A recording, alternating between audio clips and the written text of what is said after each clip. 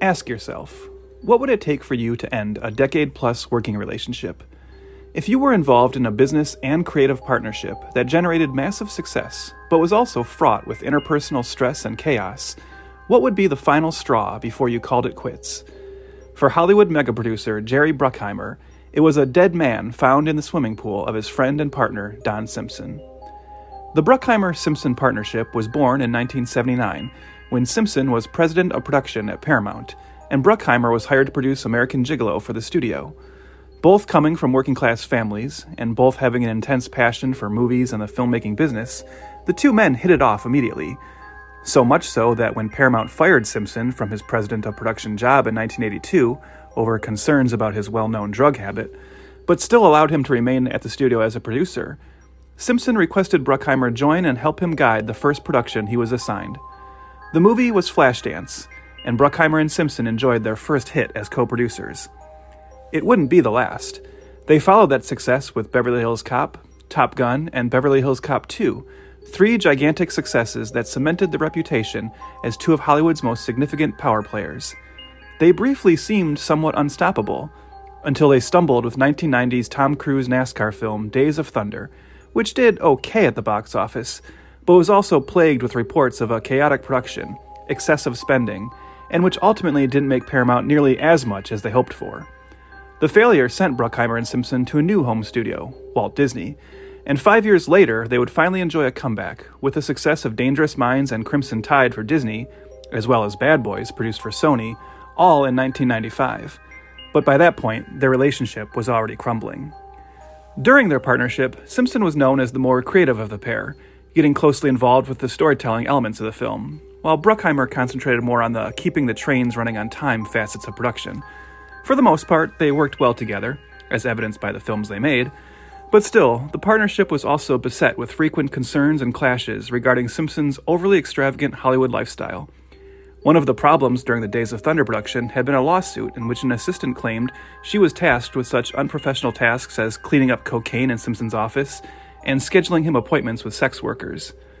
In the period between Days of Thunder's failure and their 1995 resurrection, Simpson's personal struggles only seemed to worsen. He tried to battle his weight problem with yo-yo dieting and underwent a series of plastic surgeries, hoping to reinvent himself as an actor. His drug usage and apparent sex addiction got more out of control.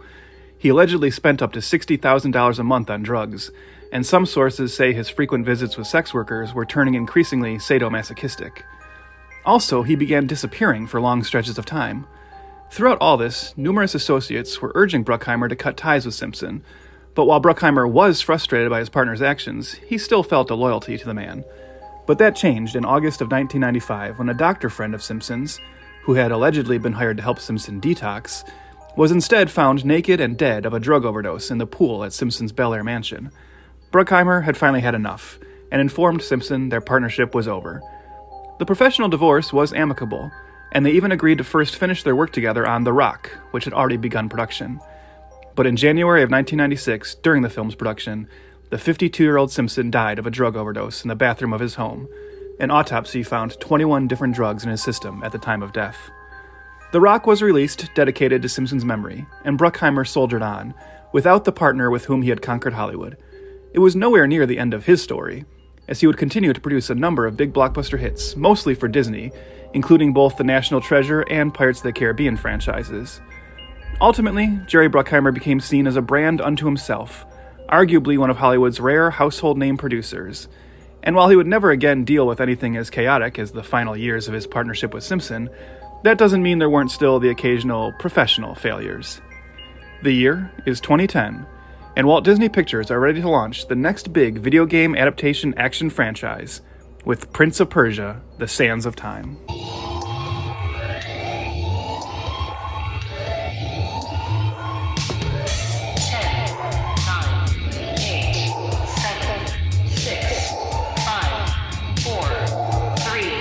10,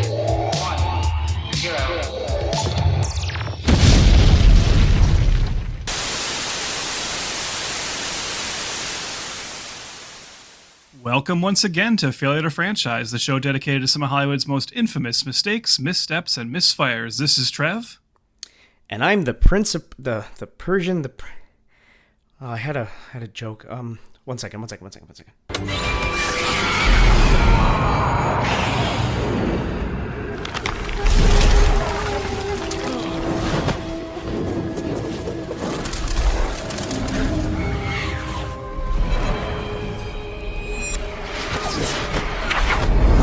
Welcome once again to Failure to Franchise, the show dedicated to some of Hollywood's most infamous mistakes, missteps, and misfires. This is Trev. And I'm Chris. Okay, that's it. Just no, you couldn't come up with anything clever this time, or Not this time. okay. Well, I guess it's the listener's loss, but maybe it was our gain watching this movie. I don't know. We got to take a little break from our regularly scheduled programming because, Chris, this is not the next installment of Summer Surprise. Typically, at this point, we are, knee deep, or I don't know how deep we are in Summer Surprise. We did a couple episodes of it with The Seeker, The Dark is Rising, and Maximum Ride, as I'm sure you remember and loved. Yes. But we decided, because a listener submitted a great pun that we just couldn't resist, we decided to take a 1 month break from Summer Surprise. Summer Surprise will resume, don't worry, in August. But for now, we are going into Jake Gyllenhaal. Nice. A one month tribute to Jake Gyllenhaal and his failed franchise starters, which there aren't a lot of, but Nope. we're gonna cover the two basically. And yeah, so we decided that was too good to resist. We could have sat on it, but hell with it. The Summer Surprise ended up so crazy this year, anyways. I don't mind having this break come in. It was like a blessing in disguise, really. That's one thing. I won't even say what I felt about this movie yet, but I will just say, especially after Maximum Ride, it just felt nice to watch a movie. You know? Yeah. So we are today looking at 2010's Prince of Persia: The Sands of Time. Chris, why don't you tell us a little bit about this famed video game adaptation? Yes, it is directed by Mike Newell. He is a auteur director for Weddings and a Funeral, Pushing Tin, Mona Lisa Smile, and he did jump to blockbusters with Harry Potter and the Goblet of Fire. Sidebar, that's the worst one. So you know what's crazy is when I saw that he directed this movie, that kind of surprised me because I knew of Mike Newell as the director for Weddings and a Funeral, and I knew he had done Donnie Brasco and Pushing Tin, and I knew that I knew from what I knew about Four Weddings and a Funeral and Donnie Brasco that his early career was all kind of independent British thrillers and dramas. Yeah. And so I was like, wow, Prince of Persia: Sands of Time, that's like a really out of character movie for him. And that's because I had no idea he directed a Harry Potter movie. I honestly thought that after Alfonso Cuarón did the third one, I thought David Yates did the rest of them. I didn't realize that David Yates didn't come on until, I guess, 5, huh? So, well, yeah, especially because Mike Newell, ruined it. He made the worst one, as I said. Yeah. So they quickly escorted him off the premises and got David Yates. So yeah, but once I saw that, it made a little bit more sense that he jumped to this. But yes. It should be said that after this, it looks like he's kind of gone back to smaller character things. For sure. Again. Prince of Persia is written by Bose Yakin. He wrote Dirty Dancing, Havana Nights, Now You See Me, and a future F2F film, The Punisher, 89, which we'll get to. Can I just do a really quick sidebar again? Sorry, I hate that I'm coming with sidebars for every name. But you mentioned that he's the writer on Dirty Dancing, Havana Nights. Have you ever heard the insane backstory of that movie? No. Okay, I just want to bring this up because even though we're not talking about Dirty Dancing, Havana Nights, we are talking about a movie written by Boaz Yakin, and it's relevant. And I think it speaks to what we like to talk about in our show all the time, just Hollywood absurdity. Okay. Because the crazy backstory of that movie is that 10 years before it was made, a NPR host actually named Peter Segal, he wrote a screenplay called Cuba Mine, which is a romantic drama about the Cuban Revolution in the late 50s. And it was all about this young American woman in Cuba who falls in love with a young Cuban revolutionary. And it was this very serious, very character-driven piece. And he ended up selling that to Lawrence Bender, who of course was Quentin Tarantino's producer on Reservoir Dogs and Pulp Fiction. And Lawrence Bender took it to different studios, and the studios had all these different rewrites done of it, and nothing came of it. 10 years go by. Lawrence Bender decides suddenly he wants to make a sequel to Dirty Dancing. Okay. And he just takes that script and gives it to the studio, and they do more rewrites on it. It all ends up to where not a single line from Segal's screenplay was in the film. There was only one scene or something, but none of the dialogue. and they just made Dirty Dancing Havana Nights. And Peter Segal didn't even know that that's what happened until someone said to him, "Hey, congratulations on the movie." He's like, "What?" And they're like, "Yeah, your name is on Dirty Dancing Havana Nights." He's like, "Huh?" He's like, "I did not write a Dirty Dancing sequel." So this like serious drama about the Cuban Revolution over 10 years was morphed into Dirty Dancing Havana Nights. Did you ever see it? Of course not. No. Oh, I honestly thought you were going to say, "Of course I did." No. Okay. That's interesting. Wow. Okay. Cool. It's also written. I know you're going to be shocked, Trev, that there's multiple writers on this film. I know. Shocking.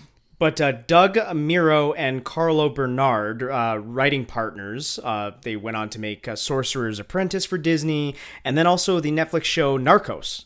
So they had a huge success with that show. By the way, we will also do Sorcerer's Apprentice on here someday. Yes, we will. This is based, of course, on the 2003 Ubisoft video game from creator Jordan Mechner. And he actually has some story credits on this as well. It sounds like we're going to get into it, but Jordan Mechner was heavily involved with the pre-production of this one. The budget of the film is upwards of $200 million. There was a little bit of, I saw anywhere from 150 to 200, so it's upwards of 200. It made 90 million domestically, and worldwide it made 336 million, which was the highest for a video game adaptation at the time until another F2F movie we'll cover one day, Warcraft from 2016. So yeah. Solid. I don't even want to say this was a huge bomb. I think this just didn't do what they wanted it to do. There's bombs and then there's underperformers. And yes. Be kind of more in the latter, you know. And Chris, I know that your usual spiel is to do the director, writers, and then the budget information. And we don't always talk about the producers, but I guess it's probably worth mentioning. Do you want to tell everyone who the main producer is on this? Because obviously that's a big factor of this as well. Oh, yes. The living legend, the brand himself, Jerry Bruckheimer, did this. So one of the few household name producers. Yes, and especially for Disney at this time, we're going to mention Pirates of the Caribbean a lot, I think, during this episode. You think so? But yes. But this was the answer or the attempt at creating another Pirates franchise at this time. So, like explicitly stated, like he even said that. Yes. You know, he's like, this is the next Pirates. Yeah. So first, let's talk about the man of the hour a little bit. This is Jake Gyllenhaal, and just kind of brief thoughts on the man. I don't think you'll find many people who dislike Jake Gyllenhaal.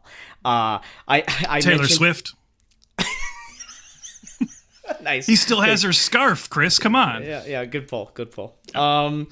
I mentioned to my sister-in-law that we're doing this movie, and right away she goes, "Oh yeah, Jake Gyllenhaal, he's like totally my type." And then I laughed at her, and I said, "Yeah, no shit. Jake Gyllenhaal is everybody's type. This guy is, a mega threat. Good-looking, charismatic, charming." Just that, and so damn talented. I love that his entire career, he really takes chances. This is a guy that you can't really, speaking of Dirty Dancing, you can't put Jake Gyllenhaal in a corner. He'll come bursting out of it with some weird ass performance. Yes, yeah. Where does he go back to? Like, what was the first time you saw him? Well, I mean, honestly, so I've thought about this and like looking at his filmography. You sometimes you realize that you saw his people and you didn't clock them because they weren't a name yet. So I mean, I did see him in City Slickers, where he's the son of, I believe, Billy Crystal's character. I saw him in an old episode of Homicide: Life on the Street, which is like a TV cop show that I enjoyed quite a bit in the 90s. I believe his dad was like a producer on, but I didn't obviously like the rest of the world. I really started to clock him with that amazing 1-2 punch in 2001 of Donnie Darko and Bubble Boy. But Donnie Darko, of course, I was like Donnie Darko. I was 20 when that came out, and that movie had so much hype at the time. It's one of those movies that was so hyped. Seemed really cool. Everybody was into it, and then everybody kind of got sick of it, I think, because of the hype. And then in the years that followed, also Richard Kelly put out that terrible director's cut that kind of ruined the movie. Director's cuts aren't always good, folks. But yeah, I mean, I did like that movie at the time, and I liked his performance in it. And then this is what I was going to say is because he followed that with Bubble Boy, like at least in the public consciousness, it was really kind of hard for a bit there to get a sense of like, what is this guy going to be like? You know, is he going to be the indie darling, or is he already getting sucked up into dumb Hollywood nonsense? And I think that's kind of true for like the next few years. It's not like he was just kind of, for a while, he was an actor that I remember from Donnie Darko. I was like, oh yeah, Donnie Darko was cool, but he definitely had a run there where it was just kind of like he was a guy. You know, he's like, oh, okay, Jake Gyllenhaal's in a movie, whatever. It doesn't really mean much to me. And it wasn't until, you know, the mid 2000s where you get him coming into Brokeback Mountain. And I know all the attention on Brokeback Mountain goes to Heath Ledger. And, you know, Heath Ledger is the better performance. But I feel like Jake Gyllenhaal's kind of slept on in that film and should get the credit, too, for how brave it was for him to take that role. You know, I think both those guys deserve the credit. And then I really started to get like back on the Gyllenhaal train in a big way with Zodiac, which is the best David Fincher movie. Come at me, folks. But I loved him in the lead in that. And then, you know, from then on, it's, I've always said that, not always, obviously, but in the last few years, Jake Gyllenhaal is one of my favorite actors, I think. Yeah. And that doesn't even mean that I like everything he does, because I don't. And that's because he is an actor who takes wild swings. That's what I like about him. He doesn't seem to be pigeonholed into one genre. He doesn't seem to want to do only one type of movie, but what he does seem to want to do is to make very interesting choices, and every once in a while come at you with very bizarre, very outlandish performances in things like Okja, and Velvet Buzzsaw, a movie I didn't even like, but I loved him in it. So, I thought he was great, and even in the Spider-Man film as what's that character's name? Mysterio. I'm not even going to help you. Oh, okay. Mysterio. Yeah. That's how out I am on the MCU. I'm forgetting the villain names. But no, like I love him because you don't know what to expect from Jake Gyllenhaal. Even when he shows up in something like John Mulaney's Sack Lunch Bunch, and you're like, oh, this guy's amazing. You know, just how in on the joke he can be, and how, like you said, he's charming and funny. And yeah, he's a total package. And obviously, the one movie I haven't said yet that I obviously need to bring up is Nightcrawler, which is just one of the best lead performances of like the past 20 years. And the fact that he did not get an Oscar for that. Did he like not even get nominated for that? Wasn't that the case? It might be. Yeah, just ridiculous. Yeah. It's funny how this is one of those things we haven't said it in a while. We haven't made jokes about it in a while, but there is a little bit of an age difference between me and Trev, about, I think, 9 years or something. Mm-hmm. So it's funny to hear, your stepping stones with Jake Gyllenhaal, Yeah. and mine is like absolutely Bubble Boy, and then jumps to Day After Tomorrow. Yeah. Like I was working at the movie theater when that came out, so I've seen that movie probably 10 times. And then like Jarhead, and then like it took me a while to get back. Like, it honestly took me a while to get to Donnie Darko. I think I only really watched that like during the pandemic.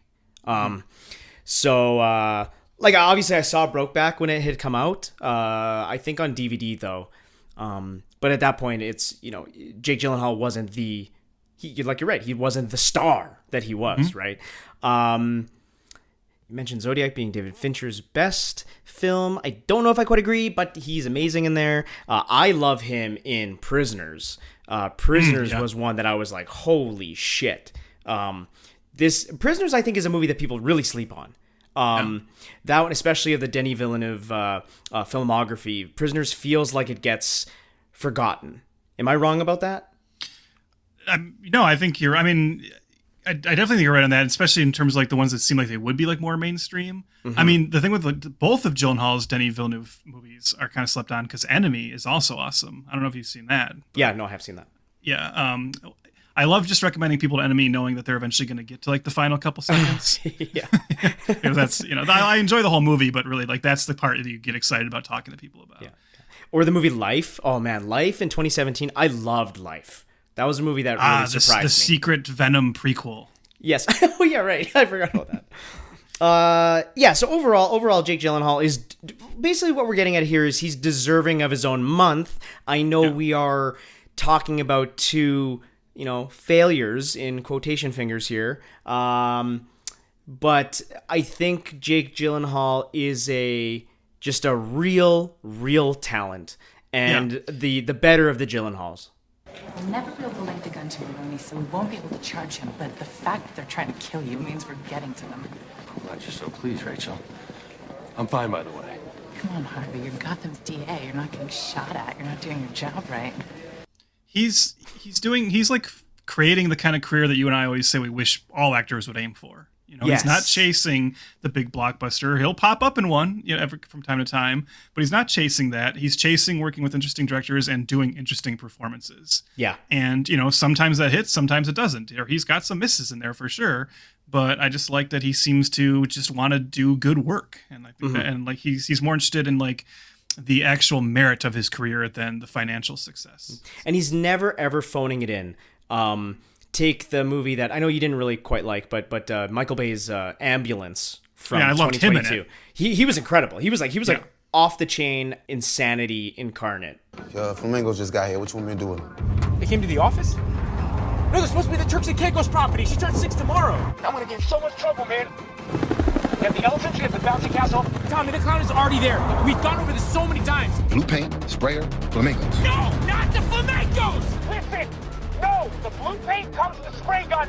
Just leave the flamingos alone. They are 2 separate events. Loved him in that. Okay, Prince of Persia. Let's give a little bit of a backstory of the video game here, because before jumping into the plot, because I know some of our listeners don't play games or whatnot. Prince of Persia: The Sands of Time was pretty seminal to me personally. I don't. Okay, that's what I wanted to ask you, because before we even fall down the entire rabbit hole of the game's history, I just wanted to ask if you played this game. Oh yes. The game in general, like the franchise of the game, goes back to 1989, but I jumped on it with The Sands of Time, which came out for like Xbox and GameCube. I played The Sands of Time and then its eventual sequel, Warrior Within. I played both those games, and the third-person action-adventure game, like especially the story-driven stuff, is like my bread and butter. You know, like the Uncharted, the Assassin's Creed, that sort of thing. Tomb Raider, totally. But this game was so cool and interesting because of the gameplay mechanic that you can reverse time. So in video games, and this is kind of the hard part about films and maybe why this appealed to be adapted to a movie, is that when you are playing a game, you are allowed to die, you're allowed to get in fights, you're allowed to get hurt, and then the game just restarts. With a movie, you know, the narrative has to progress, and that's why there's danger, and you have to see your characters overcome. Well, in the game, you have the mechanic of the Sands of Time dagger that you just like hit X or whatever, and then you can reverse time for if you fell down a pit, if you clicked it fast enough. And that was super cool to be doing it like while you were playing. It was just an interesting new way to like when you play a game, you get progressively better, you know? And that's what made it so fun. You'd go up against 10 guys, and if you kept fucking dying or whatnot, you just press this button and then you would get better. You know, you would learn from your mistakes, and it just made it so much fun. There's a lot of parkour in the game as well, you know, jumping across buildings or, you know, climbing up, stone scaffolding, stuff like that, which really progressed in the Uncharted games. But Sands of Time in 2003 became one of the best games of all time. You know, like it was a critical darling. It was cool too because Jordan Mechner, the creator of the franchise, actually left the franchise before this game was in development because some bad business dealings with the third game, but came back for Sands of Time because of the gameplay mechanic, and they showed him a bunch of concept art, and he actually was in deep with the story of it all. Jordan Mechner, also big time researcher of history. This is something that he holds dear, and yeah, did you not play this game at all? Like, I feel like I'm rambling, but you never played this at all, eh? No, I mean, like that's the thing. I was like, this was a movie that tested my memory banks, probably because I'm so old and you know my mind is going. But sure. I was trying to remember like why I had no interest in this beyond just probably the trailer not grabbing me. But because I certainly remember the time I knew it was a video game movie. But like what I was trying to remember in my head was like, you know, I didn't see like Tomb Raider in the theater at the time either, because that was another series I just didn't play and didn't care about, but I was certainly aware of it. And what I honestly can't remember is how aware was I of this as a game, you know, when this came out. And I think it's just that I knew it was a game, but I didn't know much about it. I didn't know anything about how, if anything was revolutionary about it, the whole going back in time game mechanic or anything. Honestly, it's not that I'd completely given up on gaming by 2003, but that's when I was starting to kind of like fall out of it a little bit as you got into like that generation of systems. I was always like also a Nintendo guy. I've only ever owned Nintendo systems. So like what in 2003, what's going on then? Probably like the GameCube or something. That's probably what I had. Yeah. So I had GameCube. And I was probably just too busy playing Mario Kart all the time and the shitty Resident Evil Zero I got. So I completely missed out on Prince of Persia. I have no connection to that franchise at all. So like for me, like I can just say, like I know you're going to talk a little bit more here about the game, but it's kind of nice that you have this history at the game because we really do represent the two spectrums here. Whereas I was going into this as a movie viewer, just being like, I know nothing about the game. So just the movie has to work for both audiences, so we can talk about that. Totally. I mentioned Assassin's Creed just a bit ago, and we did that film on our podcast here. It was interesting to learn that Ubisoft, their experience with this game, The Sands of Time, kind of created Assassin's Creed. That is something I was not aware of, that they took the Prince of Persia game and were like, let's make an open world version of this. Even so much as game players know, the Animus, which is the device that you kind of, go into each mission with in Assassin's Creed. And if you die, you kind of wake up back in the Animus. The Animus originated, from this kind of dagger time mechanic. So that was cool to learn. I really like the Prince of Persia games. I know it's funny. There was an announcement made maybe a few weeks ago from our recording that they're coming out with another game. It seems more like a scroller, side-scrolling game. Not typically what I'm into right now. Yeah, well, that's what I noticed. I watched it after I watched the movie. I watched this YouTube video that was a brief history of the game franchise. And they showed how the original Prince of Persia game was a side-scroller, and then later on they did a remade version of that. And honestly, I said oh, that's the version I would probably be down to play. And they even said that version, at least for a time, was available, in app stores and stuff. I was like, maybe I'll get that on my phone if it's still there, because I do like side-scrollers. Sure. I'm old. What do you want? That's what I played when I was growing up. But one thing I wanted to ask you is that video kind of concluded on, because that video was from last year, and they mentioned that there was a Sands of Time remake that had been announced, and then kept getting delayed. Did that ever come out? Because I know they said that video ended with them saying that the latest release date was March of this year, and I didn't do my due diligence to investigate that. But no, unfortunately, it was announced years ago and kept getting delayed. And no, it sounds like it just kind of morphed into the game that is coming out because Ubisoft Montreal took over the development from it. So blame my fellow Canadians for I always do. scrapping the remake. Which sucks because that's a remake that I think I would rebuy. I'm not usually in the business of rebuying video games anymore. I've never been one to replay video games. There's really only a certain few, like the original BioShock. I think I played 3 times in my life. But Sands of Time, I'm so far removed. It's been almost 20 years since I've played it. So I think I would, and especially with next gen graphics and with the cool gameplay mechanic, I think it would be great. I mean, you're remaking one of the greatest games of all time. So how can you go wrong? And guess what? They didn't pull it off. So maybe they can go wrong.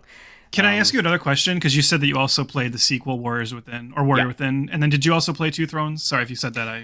I did not play Two Thrones, no. Okay. After that, I was kind of just done with the franchise. Well, I still want to make a statement, because I wonder if you agree with this statement, because one thing I noticed watching the video was that some of the Prince of Persia franchise is interesting, because usually a lot of video game franchises have a fairly consistent tone throughout the entire franchise. And not only did Prince of Persia morph from side-scroller into more open world, third-person perspective, but it looks like some of them are kind of family-friendly, and some of them are very violent. Yeah, and it looked like the extreme violence even started with the Warrior Within. It looked like that one was much more violent than Sands of Time. So I just thought that was interesting that they kind of went back and forth. Do you think? Sounds like you agree with that, but do you think that's one of the things that makes this franchise more successful and memorable? Is the fact that it kind of has that broad spectrum of there's some that are really bloody, and there's some that are more just fantastical. There's some that are more romantic. Is that a good thing for a franchise's long running perspectives or not? To you? I think it is. There's variety in that. There's replayability with your mood. I'll mention Assassin's Creed because Ubisoft made those games, and there's 50 Assassin's Creed games, and they just really feel like they're all the same. Yeah, I see that. Like, even as me, as someone who's not that into gaming, I see that as the criticism of that every time they come out with one. It's like, oh, okay, you put like a Viking skin on it, but it's still the exact same game. Yeah, and that is kind of a bummer. So yeah, the Prince of Persia I think has stood the test of time because it has malleability, maybe I would say, to different audiences and different age groups, and that's what makes it fun. That's what makes it awesome. And I would love to see more Prince of Persia games come out. The one that is coming out, just not for me, and that's fine. I'll catch you the next round. So. Yeah. That's what's fun about the video game industry. Different than the movie industry, right? You kind of get pigeonholed into one type or tone, and then not till maybe the 5th entry can you take a real chance and go off the beaten path. You know what I mean? So they didn't get that opportunity here. That's for sure. No. Which was obviously disappointing to all the people involved. And this is one where this has another kind of like fairly long, backstory to it, in the fact that almost immediately after the success of the game, Sands of Time, the development on this started. Like in 2004, so that's 1 year after the game has come out, Jerry Bruckheimer Films swoops in and gets the film rights to this. And they're already, like I said, they're already kind of trying to think like, what can be our big mega hit? And Bruckheimer is throughout this like production period, he's legit talking in the press about how they're using the Pirates of the Caribbean films as kind of like a touchstone, saying like that, look, we were able to take this like theme park ride and turn it into a successful movie. Now we're going to do it again with video games. And there was already kind of at this point a stink on video game movies because of things like Super Mario Brothers and probably like the second Mortal Kombat. Like video game movies were already kind of considered, certainly by critics, to be low class entries in the blockbuster world. But Bruckheimer definitely saw potential in this one, and it's obviously he was able to convince the Jordan Mechner, the guy you talked about, because Mechner had fielded a lot of offers to turn Prince of Persia into an animated film. Mm-hmm. But he was kind of swayed more onto the side of live action, probably because of the Bruckheimer name, which makes sense. Like we said, Bruckheimer is a brand, and the Pirates of the Caribbean films were big hits. So it was cool that he actually retained the rights to the IP. I found that interesting, that somehow through the dealings with Ubisoft and whatnot, he always managed to retain the rights, which is kind of unheard of nowadays. You sell your soul now to make a movie, but it sounds like maybe he sold it to Disney now, but he did own it. So we're talking like what? Because the first Pirates of the Caribbean was 2003, right? So 2004, they're buying the rights to this game, and they want to like start plugging ahead into making it. And as you said, Disney was all about having this be like another tentpole, but this one took some time to get going. Ironically enough, some of the things that kind of delayed it are things that are happening again right now in the Hollywood world. Mm-hmm. There was, the Writers Guild strike of 2007. In 2008, I mentioned they got the rights in 2004, but it was taking them time to develop it. They hired actually, this is interesting because you mentioned this movie. They hired screenwriter Jeffrey Nachmanoff, who I've never heard of, but he wrote The Day After Tomorrow. Yeah. He looks like he was the first writer to come on and kind of retool the story that Mechner had proposed for the movie. But then the writer's strike of 2007, 2008, the one that ruined many a show I watched at the time. R.I.P. heroes. Save the cheerleader, save the world. Yes. That came along, and that kind of put them on a pause for a bit. Then they also had to deal with the Screen Actors Guild strike in 2008, so they postponed some release dates there. So this one just had like one of those like long kind of is that even considered long anymore? I don't know. Like it just feels long to me to get it in 2004 and not get to screens in 2010. But I guess like that's fairly standard for this type of film. Yeah. Well, mind you, I mean, six years is quite a bit. I would say 6 years is quite a bit, especially when they're trying to strike when the iron's hot with Pirates of the Caribbean. By the time this one comes out, we're on Pirates 4 coming out soon, right?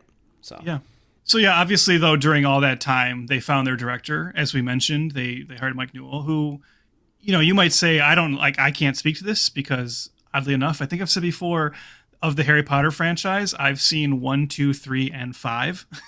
So I've never seen the fourth one, so I can't speak to whether I agree with you that's so bad. But I'm sure it was a financial hit, and that's all that matters, right? Mm-hmm. And he must have proved that he can handle a production of that size. So they brought him in. But he did say that he was really kind of intrigued by the more like romantic elements of the script. He thought it was kind of exciting and romantic. And so I think he looked at this as another opportunity to not only helm a big movie, but maybe even get back to some of that like classic Hollywood romanticism. Because there's an element to like Prince of Persia that does feel, and I know Gyllenhaal spoke to this as well, kind of feels classic Hollywood in a way of those old big adventure movies. And I think that's what Newell was attracted to. So he was brought on, and I was kind of surprised. That's one thing you can say, wow, that was a long period, 6 years. Obviously, they went through multiple writers, as we mentioned.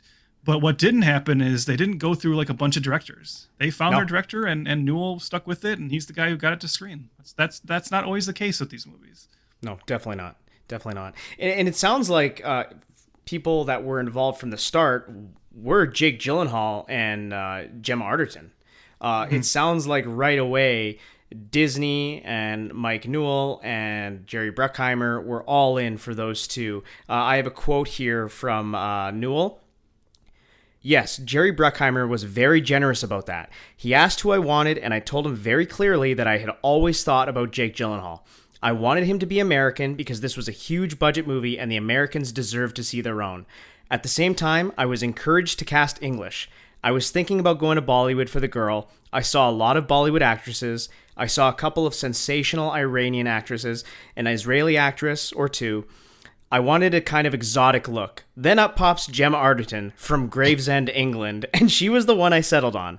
I felt very strongly about both leads, and Jerry Bruckheimer agreed. There is a lot of putting your foot in your mouth in that entire quote you just read. Yeah. Yes, a little bit.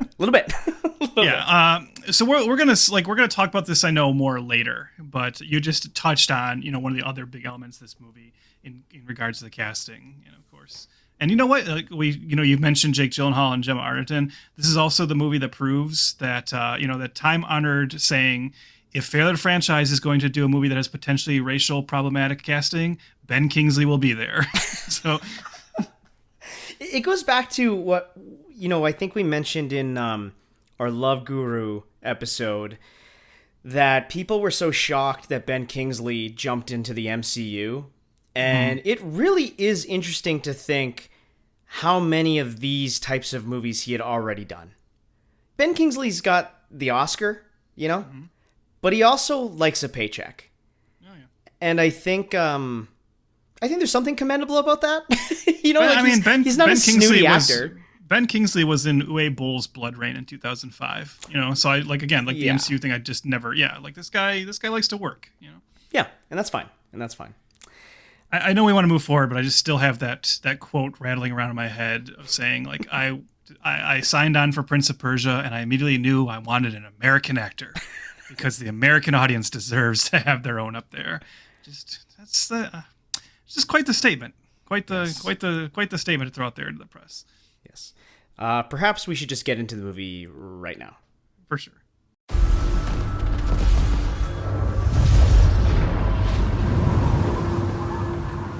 Have you wondered how you could have found such a treasure?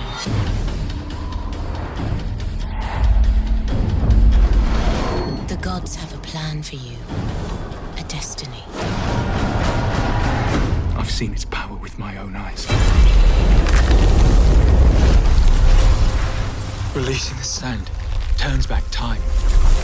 Only the holder of the dagger is aware of what's happened. How did you do that? Only the dagger can unlock the sands of time. And there are those who would use this power to destroy the world. Time will erase everything. The only way to stop this Armageddon is for us to take the dagger to the secret Guardian Temple. We must take it there, Dastan. You really enjoy telling me what to do, don't you? Only because you're so good at following orders. Yeah, don't press your luck. Assassins. They strike terror into the heart of all they cross. Such a noble prince. Leaping to assist the fallen beauty. Who said you were a beauty? There must be a reason why you can't take your eyes off me. Fight him!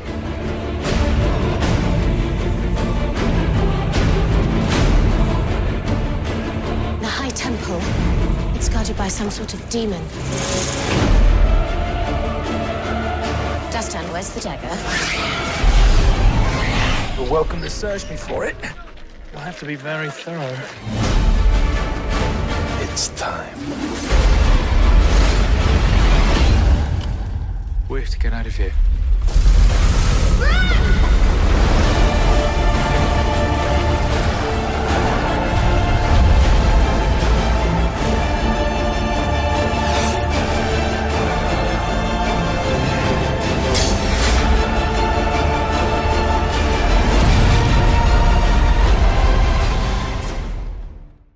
At the height of the Persian Empire's power, the king's adopted son, Prince Dastan, leads an attack on the sacred city of Alamut under orders from the crown prince Tus. The battle is quickly won, and Dastan takes possession of a mystical dagger, one that Alamut's princess Tamina is keen to recover. Dastan is soon on the run, however, when his gift to the king unexpectedly poisons him, therefore putting brother Nizam on the throne. Tamina tells Dastan the importance of the ancient dagger, that it can transport the bearer back in time once filled with the magic sands of time. With this newfound information, Dastan sets out to change the past and learn the identity of the person who betrayed his family and killed his adopted father. Complicated. Oh my god! And listeners, you didn't hear, but there was many times I had to click the dagger of my own to go back and change it and fix those names. So, anyways. Thank you for putting up with me, Trev, and I digress. Well, Chris, I'll go first on this one because I think it's interesting maybe to hear the perspective of someone who had no familiarity with the game or the previous existing franchise. So I really went into this cold, and this was a first time watch for me. As I said, I did not see this in the theater, and I never caught back up with it. And honestly, it was just kind of a movie I had no intention of ever watching, and just this podcast presented the opportunity. And I think that is because, like I said, it was more just that the trailer never grabbed me at the time. You know, just nothing about that seemed intriguing. So it was interesting to now sit down, because one thing we've talked about before in this podcast is how you and I are really kind of burnt out on modern blockbusters a lot at this point. You know, a lot of them are starting to suffer from the same problems with over-reliance on CGI and just a laziness and the same tropes kind of coming up over and over. And so it's kind of weird, but I think we've hit on before how we're almost nostalgic for just like 10 years ago before the stuff started to get this bad, you know? Sure. And so I was thinking, and, you know, with my love of like the Pirates movies, or at least the early ones, thinking like, okay, well, maybe this will be like a little bit of a pleasant surprise. And you made the joke earlier how we're going to bring up Pirates quite a bit. And I think that is necessary here because that obviously was their biggest comparison point. So as I started watching this, and I did say this jokingly too, for a little bit at least, it was just kind of fun following some of the recent movies we've done to just be watching a big Hollywood Disney Bruckheimer movie again. You know, it felt real. It felt like, oh, okay, this is like real stuff finally again. But the longer the movie went, I will say it did really start to lose me. And this is ultimately one that I'm not here to call this like a terrible movie, but I am here to call it a boring one. And probably a big missed opportunity kind of movie. And I think what ultimately this speaks to is Hollywood has a reputation and kind of a tendency to learn the wrong lessons from successes. So they wanted this to be the next Pirates, right? And I get that. You get like how Hollywood sees that. Pirates is a big hit, so they go, oh, you know what people loved about Pirates, obviously, is adventure in classical settings.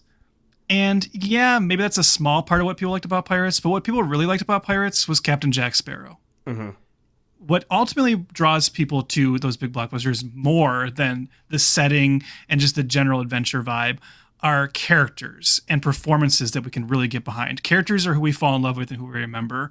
And Prince of Persia has no interesting or memorable characters. I think Jake Gyllenhaal, the man of the hour, I think he's floundering in this movie. Well, I know we'll talk more about this. This is not the right kind of movie for him. I think this was a miscasting in multiple ways. And I think you can like sense that in his performance. I don't think he knows what to do with this part and how to make it interesting. And it starts with him and it kind of then filters through the rest of the cast. And I just didn't really care about anybody.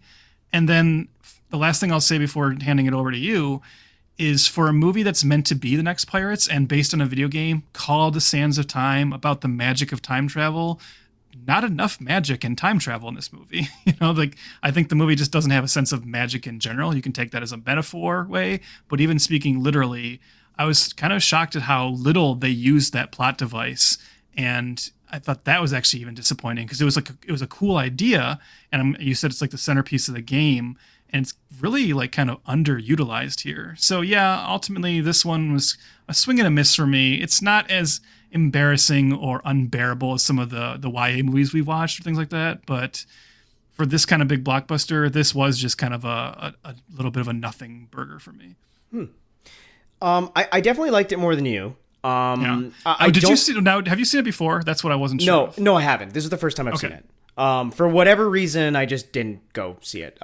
Maybe I heard just really terrible things that just turned me totally off, or maybe at that point, if this is post Pirates 3, I think I want nothing to do with something that reminds me of Pirates of the Caribbean. Yeah. So maybe that's the reason why I can't really put I can't really transport myself back in time into my brain at that point. But I did miss this one.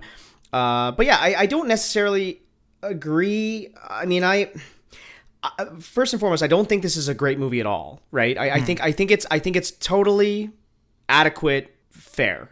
You know, like I don't think it's a really good franchise starter. For the reasons you did say about the characters, I did like Jake Gyllenhaal more than you did, and I liked Gemma Arterton more, I'm assuming. It felt like there's enough there for future installments, maybe, but with a different director. That's kind of where I'm going to come down on it, is that I think what it's going for, it's mildly getting there, but not to the point that, oh my God, cannot wait for the next future adventures of Dastan. But that's, I think, because it feels like there's a lack of flow to this movie. I don't know if you probably did catch this, but it's very jumpy, almost to the fact that like there's like scenes missing maybe.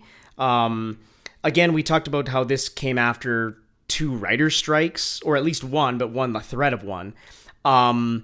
This feels like maybe there's issues because of that, for sure. Oh, it's definitely multiple drafts hobbled together into one script. Yeah. Yes, absolutely. So there's not a clear I don't want to even say vision. I think the thing with the Pirates of the Caribbean movies, yes, it's Johnny Depp, which I agree completely.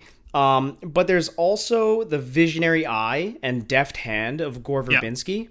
Yep. And I think here, this comes off as imitation rather than evolution. Yes. You know? I mean, you're going to get no argument from me here. Like, Mike Newell is also not the right director for this. No. And I think that's where it comes down to. There's glimpses of cool. There's glimpses of fun action, but the editing is really choppy and it kind of ruins the stunts, you know? Because we mentioned old school blockbusters, because this movie's trying to be an old school classical movie, made in 2010. And there's something about real sets, real locations, real stunts, real animals.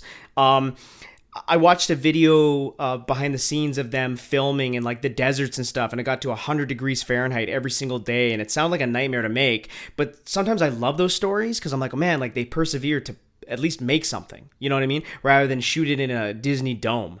But yeah, I think I liked it as a Sunday matinee, time waste. you know what I'm trying to say? Like it's a fine movie. It's not a great franchise starter. And I completely agree with you with the time dagger not being used as much as it should. That was sort of frustrating. The visual of it is super cool, where Jake presses the button on the dagger, and then his like sandy soul like flies out of his body, and he's watching the events unfold, almost like, kind of a gamer would do, watching the events unfold in the video game, which was cool to see. It was a nice, like, neat participation ribbon for in that sense. But it only happens like 4 times out of 2 hours. And wouldn't it be fun if, Dastan finds this dagger and uses it for like everyday things, and maybe gets up to something mischievous or something fun, and then kind of builds up to it, and then he realizes that the progression of power is leading him down to a path that, oh wow, this is like real shit. Like, this can bring people back from the dead. It's not just about, getting a girl, or I tripped over my sandal and I had to press the button and come back, and so I didn't. Yeah, look but see, embarrassed. the problem with that, Chris, is it would make the character interesting and compelling and charismatic, which Exactly. this movie runs away from. Yes, exactly, and that's where I do agree there. I think I still like Jake Gyllenhaal in the role. I don't think he's totally. I mean, we're going to talk about miscasting, but I don't. I can. He's got such a sense of charm to him, and there's this playfulness in the very beginning of the movie, which they start to kind of drop and then only sprinkle through, so it doesn't really stick. I mean, I kind of agree with you there. I think he's at his best in like the first 15 minutes. Mm-hmm. And then I like when the movie requires him to like go on the run and become like the more traditional movie hero. Like, oh, now that he's entirely driving the narrative, I can say it's probably more in the script because it's not giving him much to do, but still like a really charismatic. And obviously we know Jake Gyllenhaal is a charismatic actor. This is why I say it feels like he knows he's lost in this movie, or he Right. didn't know how to approach it. Because like certain actors will find some kind of spark to that and will elevate even an underwritten role. And I think Gyllenhaal just leans too much into I'm handsome hero man at that point, which is not what I want to see, especially knowing all the wild performances he's done following this. It felt coming, and I know it's unfair to say this, but watching it in 2023, this feels like a step back for him. Because he's just going like, I'll be the handsome hero guy. And it's like, well, that's not the best utilization of your talents. And also it's not doing the movie any favors because the script's not interesting enough to hold that. And I really felt, I know, we've talked about Gemma Arterton before. We did Hansel and Gretel. And I think, let's just be fair. The Gemma Arterton experiment didn't work. Right. I'm sure we probably said that at the time on that episode too, but it just didn't. Hollywood tried for a bit. I know she's still working, but the attempt to make her the next big thing just didn't work. I don't really remember what I thought about her in Hansel and Gretel. That's probably pretty telling in and of itself. Yeah. But I just felt she was like nothing here, and I really felt no chemistry between the two of them.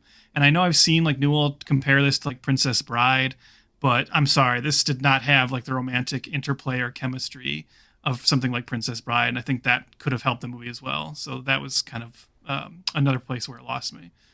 Yeah, I don't know. I thought she was given off. They're obviously trying to go for like a Keira Knightley energy in this, right? I think Keira Knightley has that factor more than Gemma Arterton does. I totally get that.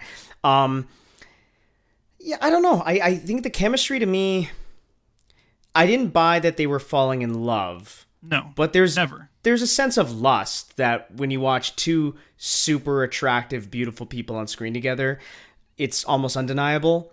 So I don't know if I agree. Easy. I don't. No, I know, but I still don't think. I don't agree with you saying that there's no chemistry. I'm like there is a different type of chemistry for sure.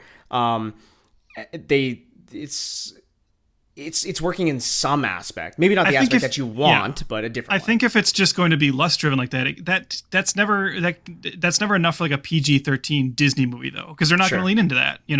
Like if this was like an R-rated body comedy, then they could actually play off of that. But this is supposed to be kind of like a more traditional, timeless love by the end, and I don't know. It didn't sell for me. Right. Did you you mentioned like it's in need of a Johnny Depp character. Right. For sure. That's it's in need of some kind of wacky or just memorable, bizarre performance or character. Did you like Alfred Molina in this? Did you know that ostriches have suicidal tendencies? Look at this poor thing. She used to be a grand champion. Now I have to watch her night and day to make sure she doesn't do anything stupid.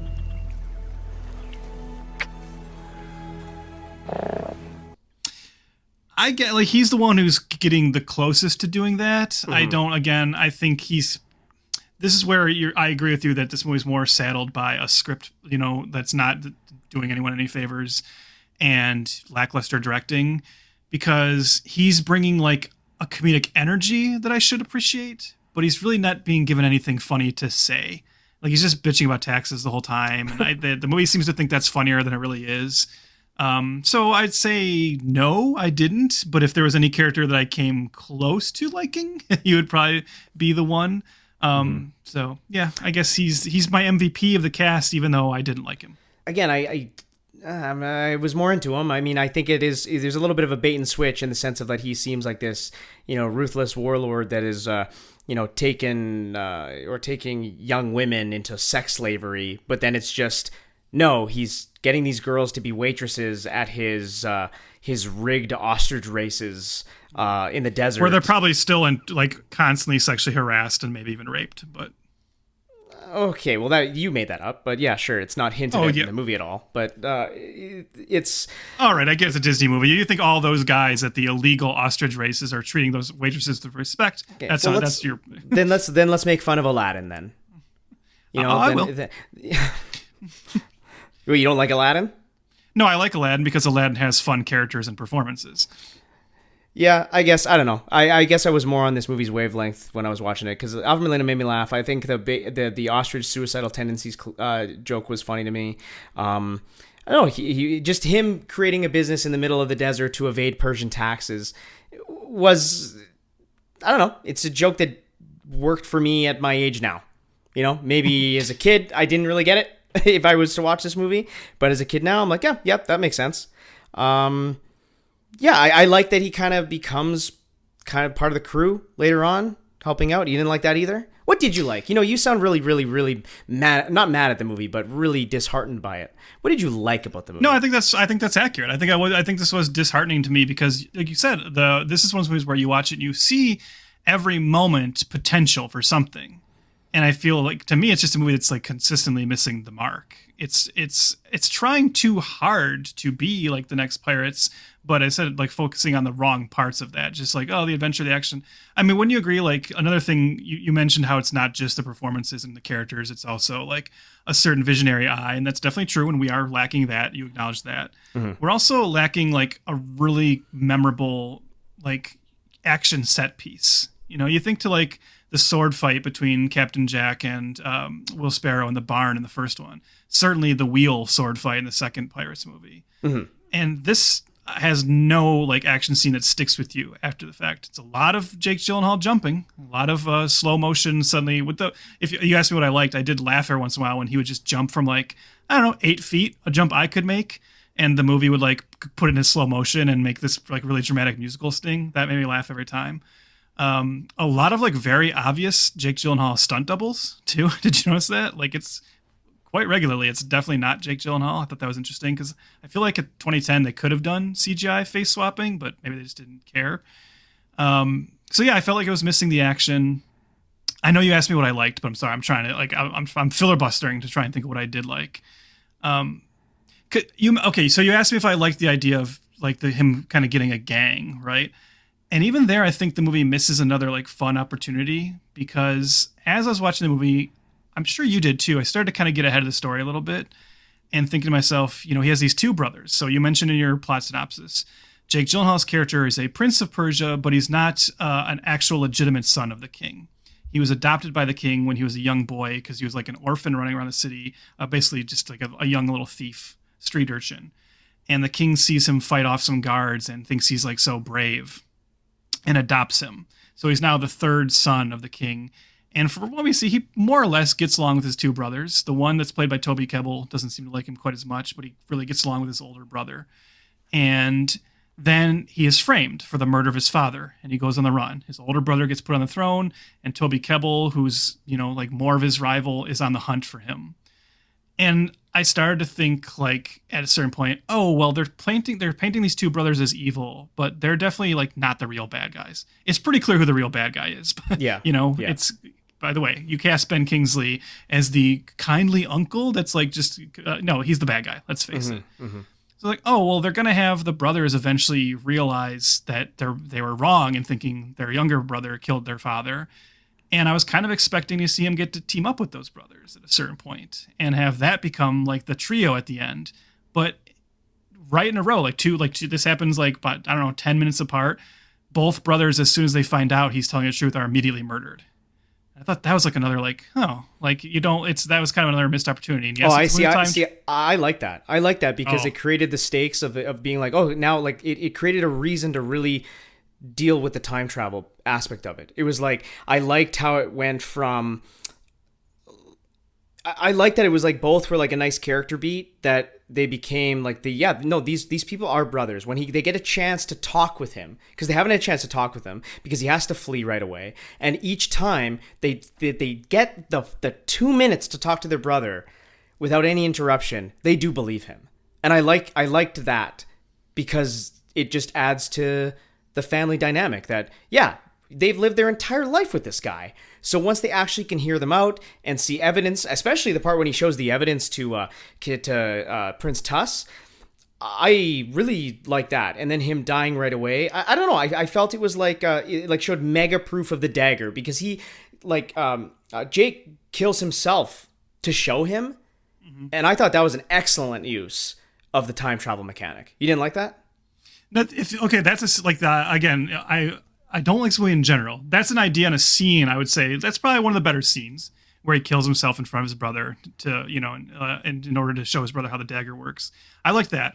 But I'm still standing by, I don't like the fact that they both die immediately, because I think as a viewer, I want to see these three brothers actually work together. I want that to be the conclusion. And you said you like that killing them gives the time travel thing stakes, but I think what it really ultimately does, and sorry, spoiler alert here, we're going to get into spoilers already, but what it ultimately does is you kill the one brother, then you kill the other brother, then you kill Gemma Arterton, and now what you're really building up to is the movie just uses time travel in the climax in like the laziest way time travel can be used, to where it just resets the whole movie, and suddenly everything that happened in the movie kind of doesn't have stakes in the end, because every single hero that we watched die is back at the end. Like the movie goes back to the beginning, and now none of that really mattered. And yes, I know he had to go on that whole journey to get there, so I understand that that's the point. Yeah, they didn't experience the time travel. So their deaths have no weight to me as a viewer anymore, though, because he's just reset everything.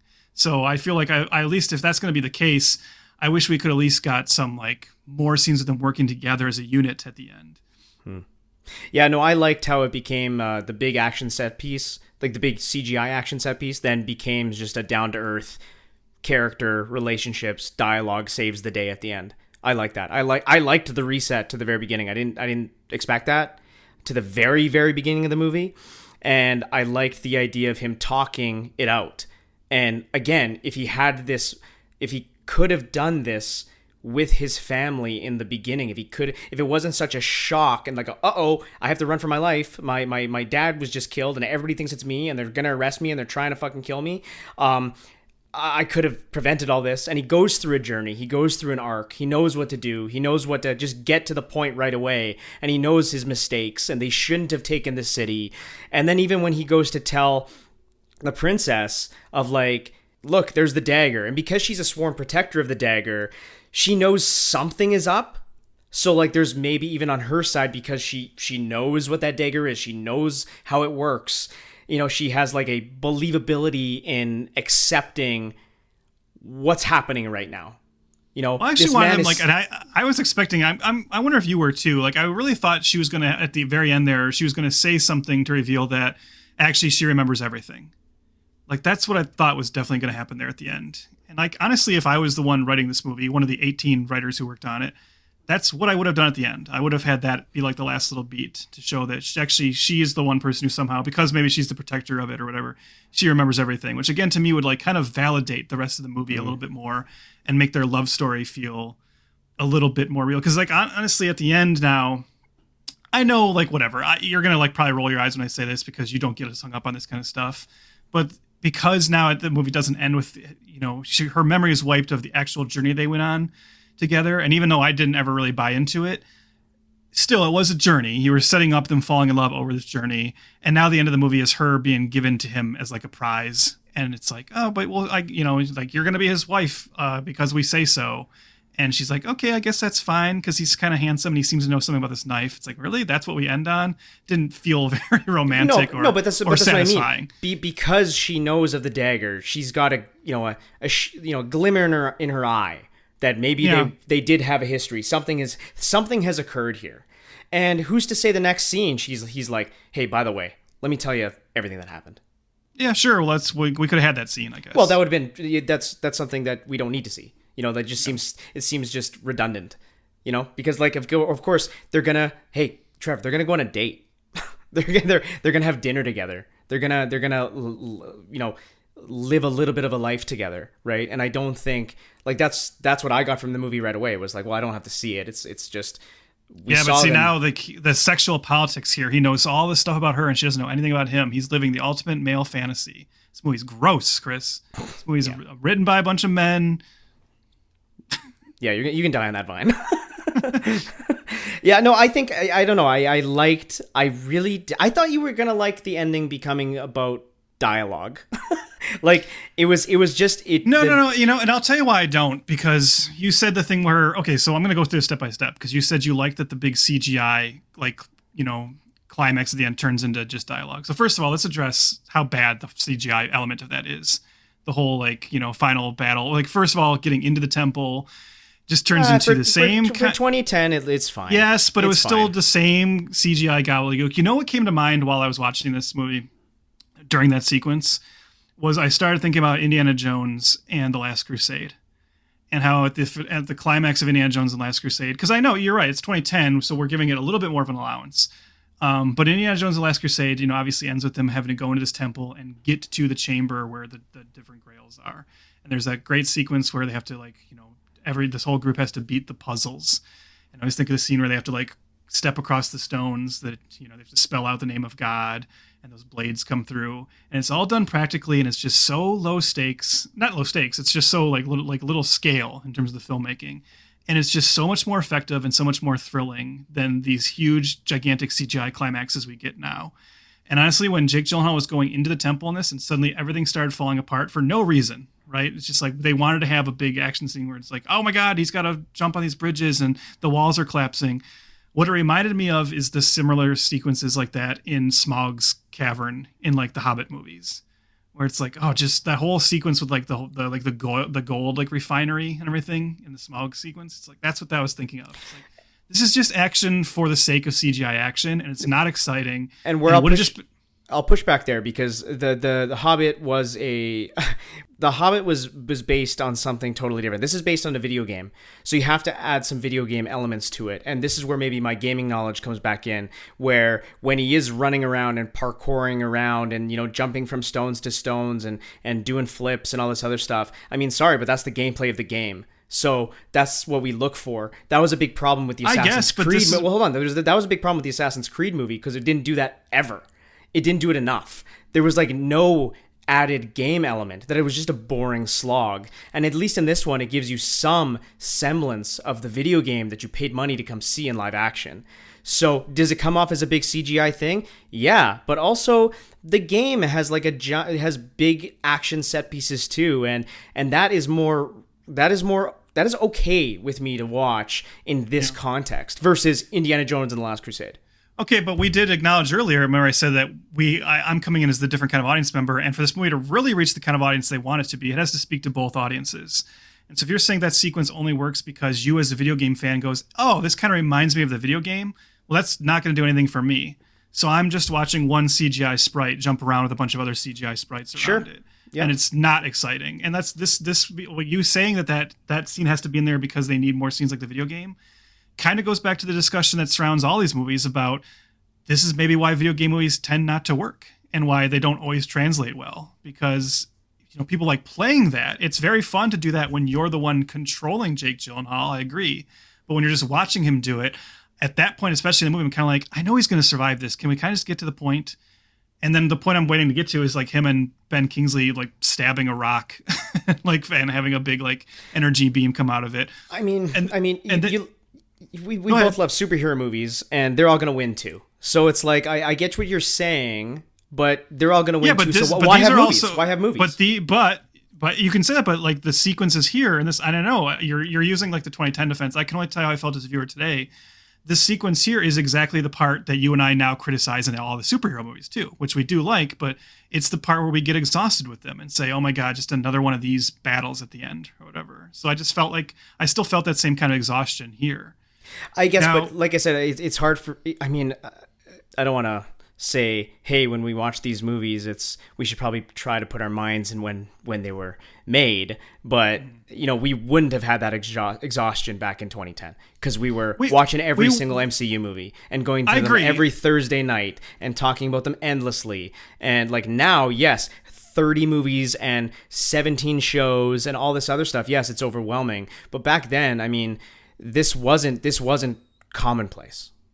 I agree to an extent in that. I agree that we wouldn't be as exhausted. I still think I would have walked away from it even in 2010, not being super into that sequence just because I don't care about this character. And and this is probably again a Mike Newell thing, or probably in this case more whoever pre-vised and actually designed the sequence. I just didn't find it that like compelling, like in its choreography or how it was like, staged either. In terms of then going to like doing the flashback or, setting the whole movie back and having him suddenly get to confront his uncle on the steps. You say you're surprised I didn't like that. It was just kind of more like, even if the idea of it is kind of clever, how quickly like everyone accepts what he says and goes along with it. And then like when he, tackles Ben Kingsley over the railing and is like standing over him and everyone starts cheering. I get it's a movie. I was thinking like, wouldn't they just be so confused? And even other elements, I think that speaks to it. Like even at the beginning of the movie, you talked about, how you like this like family thing and everything. And again, this is where I say there's so many moments in this movie that I think have potential to be interesting and don't, or feel like really probably a victim of the writer's strike element of it and the multiple scripts and the hurried nature of the writing and the, multiple writers. When the moment where he's framed, the moment where he gives his dad the robe and suddenly his dad starts burning to death, I didn't buy in that moment either that they would just immediately believe he was the one who did it. So that even speaks to what you said where, you were saying like, well, the thing about the brothers is there's this brother they love and he grew up with them, but they immediately go like, he obviously murdered our dad. And it's just like, I didn't buy that either. There's nothing in that moment that seems to like, they're just like, well, he handed him the robe, but like, they didn't even give him a second to say like, well, wait a minute though, someone else gave me the robe. It's like, it's just wild. That's like the ultimate like movie kind of moment where it's like, we just need to get the story moving along and clipping so everyone will immediately think he's the killer. So that's what I mean. This movie takes a lot of those kind of shortcuts that just, I do get too hung up on while I'm watching them, even though I know the movie wants me to be dumber and just go along with it. But I don't know. The movie is like full of moments like that for me. I did mention to you that scenes seem missing. Like I don't deny that at all. I think the movie clips by at a brisk under 2 hours where this movie easily could have been 220, and it feels like maybe it should have been, like, again, the scene, like I had mentioned, there should have been more with the time travel stuff. There should have been more of him actually interacting with his brother so that we understand the relationship that he was pulled off the street like Aladdin, but then all of a sudden he's just one of us. Like, we should see a little bit more strife amongst the family, maybe even just hinted at, so that when the turn happens, they're like, see, told you, all those years ago, I told you that he was a bad guy. And don't get me wrong, I think that is something that is missed. And this movie is not great. That's the thing. I think it is a poor attempt at a franchise start for sure. Like, I understand, I see the seams. I see why this was just abandoned, right? Even though, as you said, it was a underperformer. It wasn't exactly a box office bomb. But I think hell, it could be just because of the last two movies we watched. I hate to even bring that up, but like it might be that too. Let me ask you this and see if you think there's any truth to it. And if not, that's fine. Like maybe I'm barking up the wrong tree here. Mm-hmm. But you just said you said like, look, I know it's not a good movie, but you said earlier you're on your wavelength. Do you think it is just that like because you have an affinity for the game, like that's what it is? Like the movie like has just enough of like the visual look of the game and some moments from the game that you like forgive it of everything else, and you go like, yeah, okay, it's giving me like basically the game. Like is that what's pulling you through? And for me, not knowing the game, I just watch it and go like, oh, okay, it's just another one of those.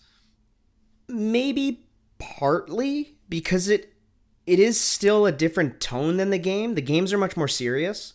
This one feels a little bit more playful at times. See, I wish it was a lot more playful, especially like I know I mentioned this before, but especially in like the characters and their interaction. But yeah. Well, for sure. But like I said, the games weren't like that, so they were trying to have their cake and eat it too, right? They're trying to be a little bit different, but not different enough, right? And so that's the big problem with these video game movies. It's very, very difficult. This might be one of the most difficult genres of film to adapt, honestly. Time and time again, it's failing. Jordan Mechner had a quote here that I might as well drop. He goes, "It's hard to make a good movie, period. And to make a movie based on a video game is particularly tricky. Novels and stage plays and other things that you might adapt into a movie really begin with the story and characters. Video games really begin with the gameplay, that is with the player's experience, controlling the character and facing the challenges of the game. And that is the one aspect of the game that doesn't translate to film. No matter how you do it, you are never going to have that attractive element, and things that are fun to play are not necessarily fun to watch an actor do on screen. Prince of Persia: The Sands of Time is the first time that a video game creator actually adapted their own game as a screenplay. Even though I have just spent a year adapting the game version of Prince of Persia: The Sands of Time, I had to set that aside and put on a different hat and take a different approach to that story because I was writing a story that was going to be watched by an audience as opposed to be played." He's even addressing even your concerns. Yeah, that's the crazy. I was just going to say, what's crazy about that is he's everything he just said is right. But in my opinion, it's wild to hear him say that and then realize that in my head, well, and again, I know his script was wildly rewritten. So maybe, who knows? I'd like to see his original script, because the final product, I think, that made it to screen is guilty of exactly what he was just talking about. Mm-hmm. And this is again where I say, this is kidding to my problems with Jake Gyllenhaal. And, I'm not saying Jake Gyllenhaal is atrociously bad in this. That's not the point I'm making. It's that he's falling into the trap of what these video game movies do. And it's what Hector was just talking about. Of saying, well, people like this. We're going to make this video game into a movie. What people like about that video game is the parkour. It's the running up the walls. It's the jumping. It's the setting. It's the Persian Empire in the past. It's the mystical magic stuff. And nobody ever says, you know what people like is that main character. Because I guarantee you in the game, the character, I'm sure there was animatics and cutscenes and things like that. But for the most part, the character is probably kind of a cipher. He doesn't actually have a name in the game. Yeah, see what I mean? You just play through that character. He's your avatar that you control to go through the narrative of the game, and particularly the action scenes. So then they translate this to a movie, and they kind of just leave the character like that. They say, what's going to be exciting is watching the character do all the things from the video game, but they're forgetting that in a movie, no, he also has to be a character. And like you said, I think the movie's actually doing that pretty well in the first 15 minutes when he's actually joking around with his brothers. He's being more rebellious. But then at a certain point, he does just become a piece that's moved along.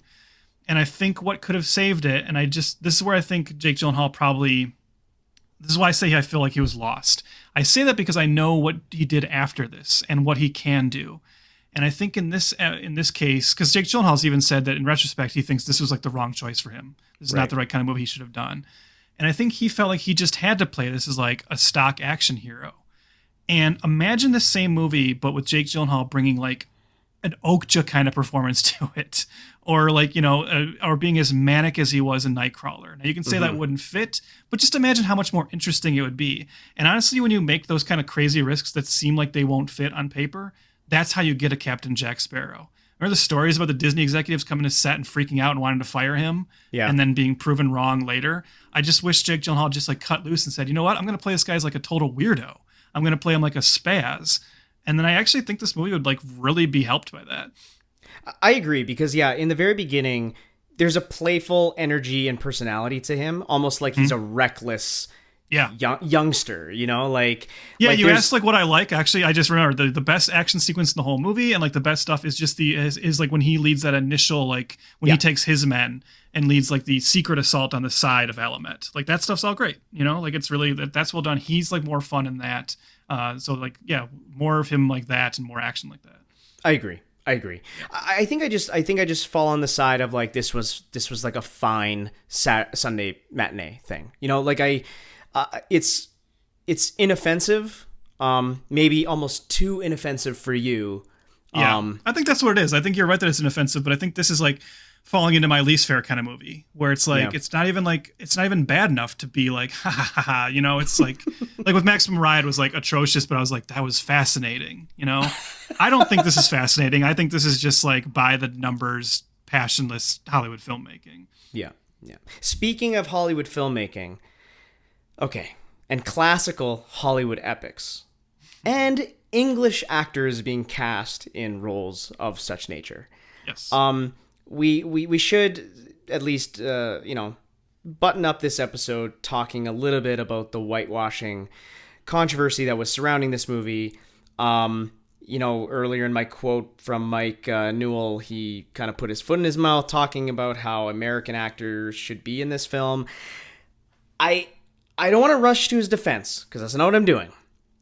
But I understand what he means, in the sense of, like, we're making an old school classical Hollywood epic, Ben-Hur, stuff like that, Spartacus, things like that, even Gladiator. Okay, we're getting English actors to play these cultural roles, right? I think in 2010 maybe we stepped over the political, the modern day political climate at that time. So that's where maybe I think this was maybe not the right time. This one just seems especially egregious because it's called Prince of Persia, and like the idea of it being the Persian Empire, it's like such a in your face element of it, and then to be like, we're gonna get an American actor, and like, thank God they didn't like give him brown face or anything, but it's also just funny. It's just like, it's not only Jake Gyllenhaal, it's even more confusing because it's Jake Gyllenhaal doing a British accent. So it's like, well, wait, he's doing like that kind of old school Hollywood fake British accent, but he's supposed to be Persian, and that's most of the cast are just American or English. And yeah, I mean, you mentioned all those old historical epics from Hollywood's past, and you're right that like the old, like the way of old classical Hollywood filmmaking was to cast white actors and everything. But that's the thing, is like, we are supposed to evolve from that, and we do evolve from that. And what's fun about movies today is you can say, oh, we can actually make those same kind of those big epic stories, but now we can actually do the casting right, and that's what this movie should have aimed for, I think. Especially when you hear Mike Newell say, like with the Gemma Arterton part, where he's like, yeah, we even looked at some Iranian actresses, they're great, but then I just saw Gemma Arterton and I got such a boner I had to cast her. It's like, well, no, you actually could have cast some of the Iranian actresses, maybe, so yeah, I don't know. Like, if you made this movie today, obviously I think you wouldn't get away with this casting. So it is interesting that just from 2010 to now, like how much that's changed. It's funny you mention that, though, because even the newest game from Ubisoft, did you see this? There's a controversy with how the main character looks in this new game, eh? Mm-hmm. They kind of Africanized him in a lot of ways. He just kind of looks like Killmonger from Black Panther, and there's a lot of people up in arms about that right now. Also, when I say a lot of people up in arms, I mean, that just seems like the internet at all days, all times, everywhere. So yeah. Fair enough. But yeah, no, this one was just this was a misstep at the time. And like, even Jerry Bruckheimer starts to argue when being interviewed about this casting. Yeah. And this is just a dumb quote. He goes, "Persians were very light-skinned. The Turks kind of changed everything. But back in the 6th century, a lot of them were blonde and blue-eyed." Mm-hmm. And it's like, okay. Yeah, it's never great when you see one of these controversies and somebody gets very defensive about it and they start pulling out their like historical texts and saying like, well, that's like one person said, it's like, oh God, just either like just shut up about it or, have a better answer ready, or just cast, actors who are the right race. But I don't know. Yeah. Well, take Jake Gyllenhaal's response. His response was a little better, which is kind of what I was getting at. But he says, it's a slice of old-fashioned Hollywood fantasy, a bit of cinema escapism that's as light in spirit as the vintage serials. To me, it's not something I gave a lot of thought because all of it is such fantasy. At least that's somewhat of an answer, going back. And that's what, and like to be fair to him, that's what he said at the time. He's since, as we mentioned earlier, he's since kind of gone back and said that was not the right role for me. I try to be more thoughtful about the kind of roles I take now.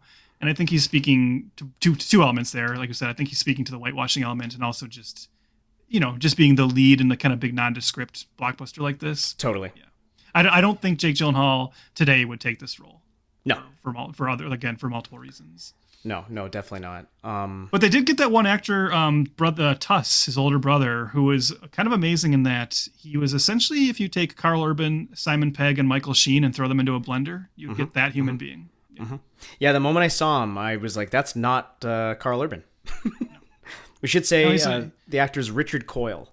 Yeah. No, he's an amazing amalgamation of those three. Mm-hmm. Yeah, I don't know. You brought up, I don't know. This is an odd one for me because you brought up Assassin's Creed earlier, and that's a movie we watched earlier. And I'm trying to remember, you did not like that either, right? Because I know I didn't. Assassin's Creed was atrocious. Yes. Yeah.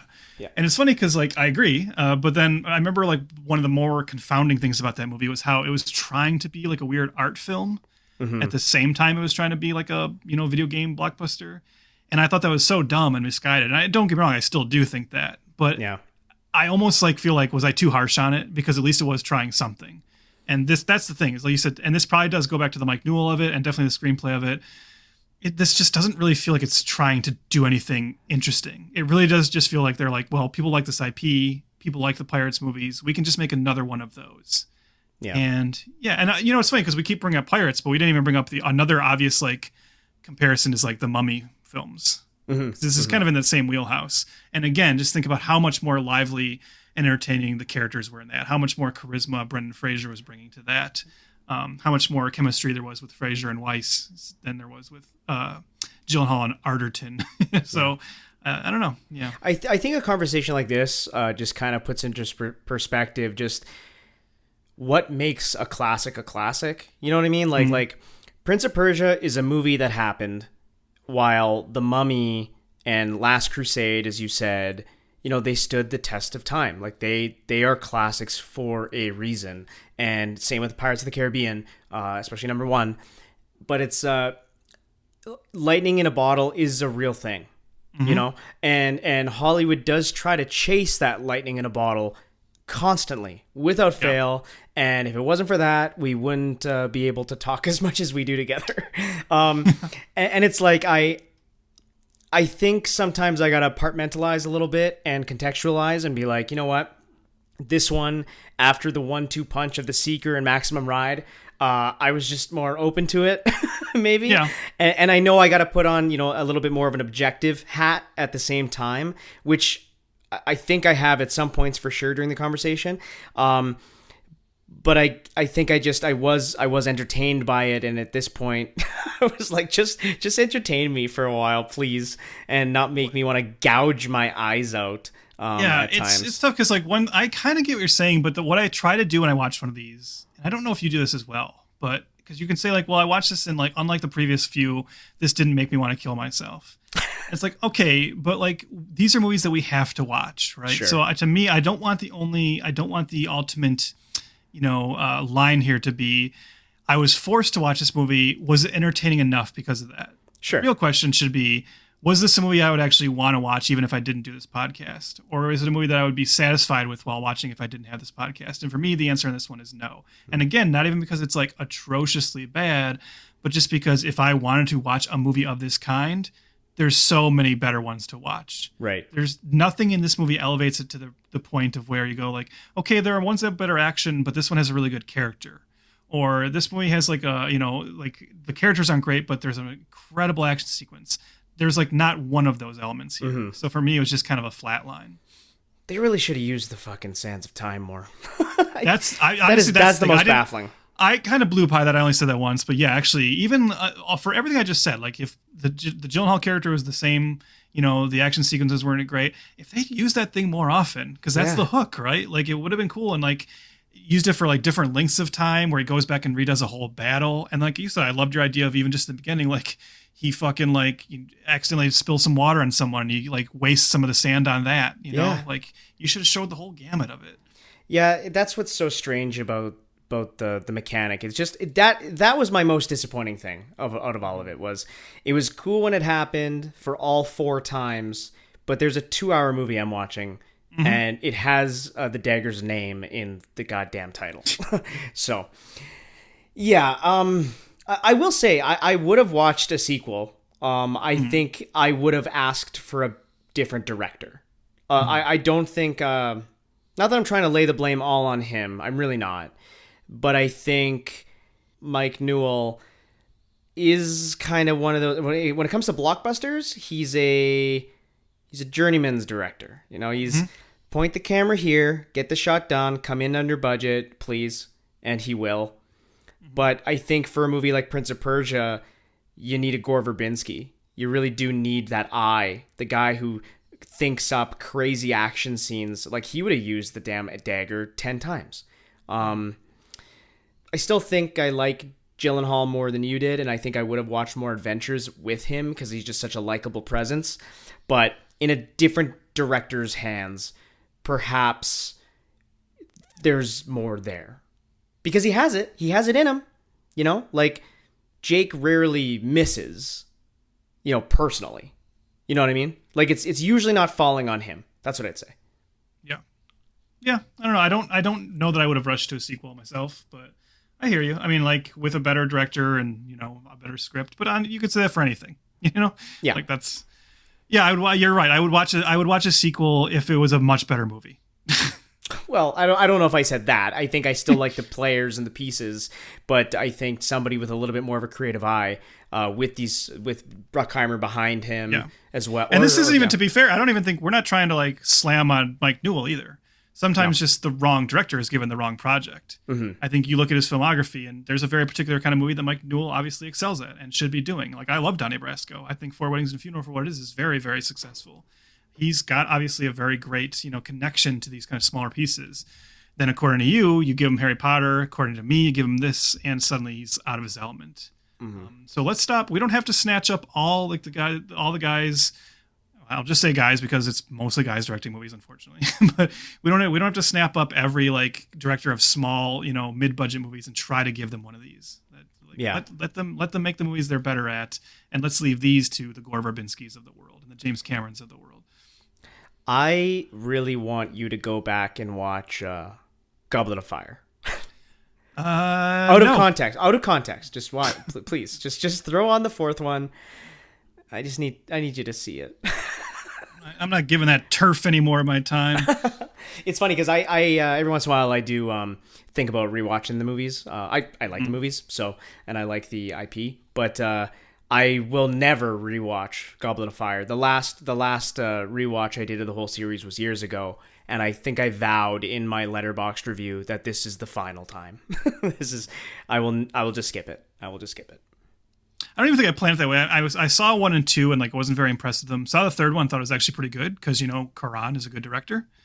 And maybe I was just like, well, it's not going to get any better than that. And I think I just walked away from that point. I only saw the fifth one because it was on a date. But. Nice. Well, that'll about do it for Prince of Persia: The Sands of Time. Sounds like I think it's moderately okay. Trev didn't like it. So The next installment of Jake Gyllenhaal takes us to the next year, 2011, with Source Code. Honestly, the first one we've done in a long time that I actually have seen before. Yeah, it's been a while for me too. But Source Code.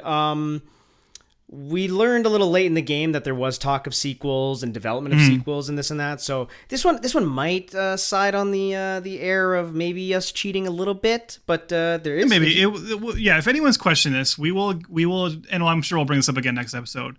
We will admit that this isn't something that I think they were immediately thinking about a franchise. Yeah, but we have seen that there was definitely attempts to make it a franchise not too long after, and they came close. So yes, and the only other attempt in Jake's filmography that could make it into the theme month. So there we go. Too bad they didn't want to do Bubble Boy too. That would be amazing. Or honestly, now they should just make one. Yeah, of those just now. a Legacy sequel or a Bubble Man. Like, you would do it. Like what? Yeah, I would love that. So follow along at F2F Pod. That's at F2, the number 2F Pod on all the socials. Like us there, like us everywhere. Then rate, review, whatever you do. A star rating would be sweet. And just join the tribe and hit that subscribe and follow along with us through another time travel Jake Gyllenhaal failure. Yeah, I guess. Yeah. Why are we only looking at movies where Jake Gyllenhaal goes back and tries to redo mistakes? Yeah, that's interesting. No wonder he didn't do it again.